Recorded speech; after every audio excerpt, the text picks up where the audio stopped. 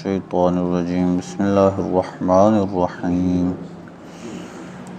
إذ قالت الملائكة يا مريم إن الله اصطفاك وطهرك واصطفاك على نساء العالمين يا مريم اقنتي لربك واسجدي واركعي مع الراكعين ذلك من أنباء الغيب نوحيه إليك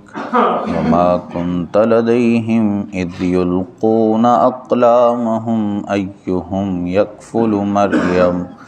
وما كنت لديهم إذ يختصمون إذ قالت الملائكة يا مريم إن الله يبشرك بكلمة منه اسمه المسيح عيسى ابن مريم وجيها في الدنيا والآخرة ومن المقربين ويكلم الناس في المهد وكهلا ومن الصالحين صدق الله مولانا العظيم الصلاة والسلام عليك يا سيدي يا رسول الله وعلى آلك وأصحابك يا سيدي يا حبيب الله الصلاة والسلام عليك يا سيدي يا نبي الله وعلى آلك وأصحابك يا سيدي يا نور الله وإذ قالت الملائكة يا مريم، اور جب فرشتوں نے کہا اے مریم، یا مریم ان اللہ اصطفاکی وطہرکی واصطفاکی علی نساء العالمین، اللہ نے تجھے چن لیا اور خوب ستھرا کیا اور آج سارے جہان کی عورتوں سے تجھے پسند کیا۔ سبحان اللہ۔ یا مریم اقنتی لربکی واسجدی وارکعی مع الراکعین، اے مریم اپنے رب کے حضور ادب سے کھڑی ہو اور اس کے لیے سجدہ کر اور رکوع والوں کے ساتھ رکوع کر۔ اس آیت سے اگلی چند آیات میں حضرت سیدتنا مریم کی شانیں ہیں اور کس طرح حضرت عیسیٰ کی ولادت ہوئی وہ بیان کیا جا رہا ہے۔ سب سے پہلی آیت میں اللہ عز و جل نے فرشتوں کو جب بھیجا حضرت مریم کی طرف تو انہوں نے آ کر کہا کہ اللہ عز و جل نے تجھے چن لیا ہے۔ چننے سے مراد اس طرح ہے کہ بہت ساری شانیں اللہ عز و جل نے آپ کو عطا فرمائی ہیں، جیسے کل بھی بیان کیا تھا کہ بیت المقدس کی خدمت پر آپ مامور تھیں، حالانکہ اس وقت صرف لڑکے مرد ہی بیت المقدس کے لیے چنے جاتے تھے، لیکن یہ آپ کی خصوصیت تھی کہ آپ عورت ہونے کے باوجود بیت المقدس کی خدمت پر مامور رہیں۔ آپ کے علاوہ کسی اور عورت کو ایسی فضیلت حاصل نہیں ہوئی۔ پھر اللہ عز و جل نے آپ کو اپنے نبی حضرت زکریا کی پرورش کے اندر دیا، انہوں نے آپ کی پرورش کی۔ یہ بھی آپ کی ایک بڑی فضیلت ہے کہ حضرت زکریا اللہ کے نبی، انہوں نے آپ کی پرورش کی، یہ اللہ عز و جل نے آپ کو فضیلت عطا فرمائی۔ تو یہ جو فضیلتیں دی گئی اس پر حضرت مریم سے کہا گیا کہ اپنے رب کے حضور ادب سے کھڑی رہو اور اس کے لیے سجدہ کرو اور رکوع کرنے والوں کے ساتھ رکوع کرو۔ اس کے بارے میں روایت میں آتا ہے کہ یہ جب آیت آئی، یہ جب فرشتوں نے حضرت مریم سے یہ کہا تو انہوں نے اتنا لمبا قیام کیا، قیام مانے کھڑی رہیں، اتنی دیر اپنے رب کے حضور کھڑی رہیں کہ ان کے قدم سوج گئے، ورم آ گیا اور پھٹ گئے ان کے قدم، خون بہنا شروع ہو گیا۔ اتنی دیر انہوں نے اپنے رب کی بارگاہ میں قیام کیا، اپنے رب کا شکر بجا لائیں اس نعمت پر۔ تو اللہ عز و جل کی نعمت پر اس کا جتنا بھی شکر ادا کیا جائے وہ کم ہی ہوتا ہے، بندہ اس کی نعمت کا حق ادا نہیں کر سکتا۔ سیدہ عائشہ کے بارے میں حدیث پاک پہلے بھی میں سنا چکا ہوں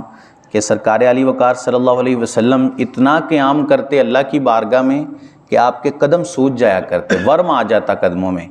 تو سیدہ عائشہ آپ سے کہتی ہیں کہ آپ تو اللہ کے محبوب نبی ہیں، آپ کی وجہ سے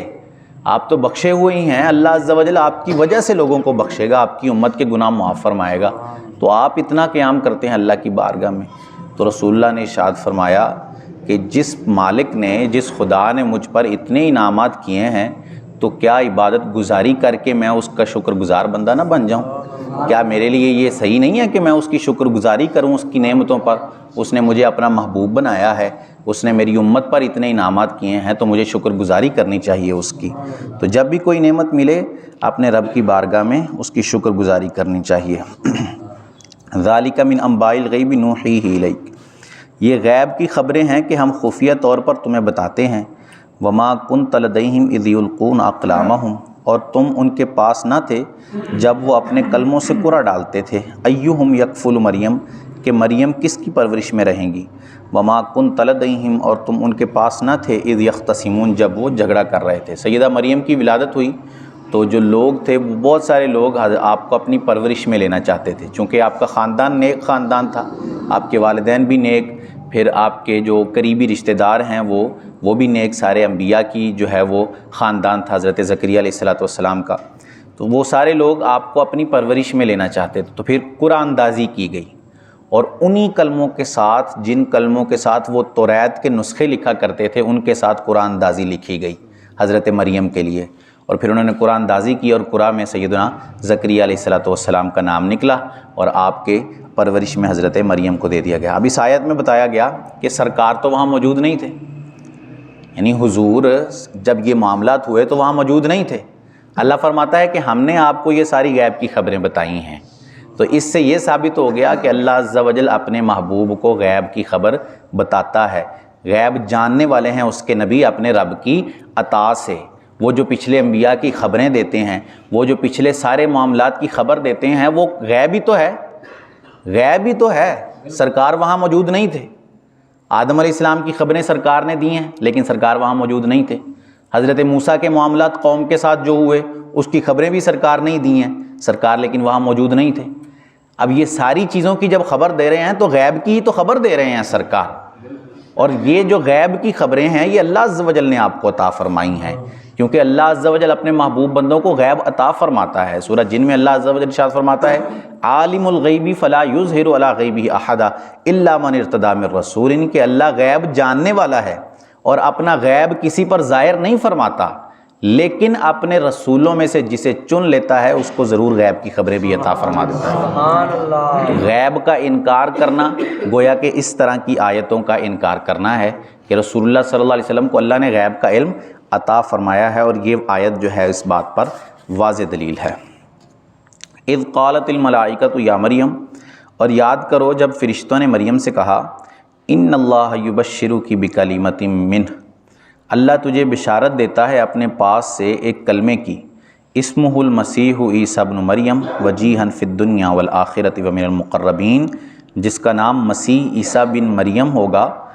اور وہ باعزت ہوگا دنیا اور آخرت میں، اور قرب والا یعنی اللہ کے مقرب بندوں میں سے ہوگا۔ یہاں فرشتوں نے حضرت مریم کو بشارت عطا فرمائی سیدنا عیسیٰ علیہ السلام کی کہ اللہ عز و جل آپ کو ایک بیٹا عطا کرنے والا ہے۔ یہاں کلمہ حضرت میں نے کل بھی بتایا تھا کہ حضرت عیسیٰ کو کلمہ اس لیے کہا جاتا ہے کہ عام طور پر بچہ ماں باپ کے ملاپ سے ہوتا ہے، اور یہاں حضرت عیسیٰ کو اللہ عز و جل نے بغیر باپ کے اپنے کلمہ کن سے، کن کہتے ہیں ہو جا، اللہ کہتا ہے ہو جا تو وہ چیز ہو جاتی ہے، تو اللہ نے اپنے کلمہ کن سے حضرت عیسیٰ کو بغیر باپ کے پیدا کیا، اس لیے آپ کو کلمۃ اللہ کہا جاتا ہے کہ اللہ کا کلمہ ہیں آپ۔ پھر اسی آیت میں اللہ عز و جل نے بتا دیا کہ ان کا نام عیسیٰ ہوگا، مسیح عیسیٰ ہوگا۔ مسیح کہتے ہیں،